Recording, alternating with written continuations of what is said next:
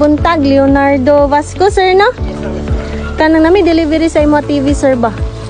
65 inches. Lagi kabalo ko.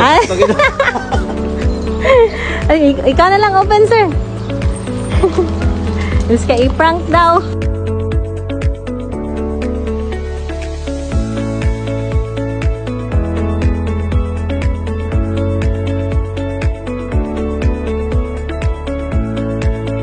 Anniversary daw. Sa ha, kadut lang. Ang request din na ng music ni Ma'am Sir para sa inyo.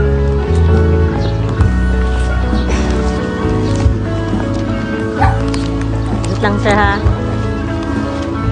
Ang paletter ni Ma'am Sir kay, to my handsome man, I may not be the first woman in your life, but I want to be the last woman in your life. I know I am not the one who first made you feel love, but I want to be the only one to make you feel love soulfully to the core. I promise to treat you the way you want to be treated and give you the respect you deserve.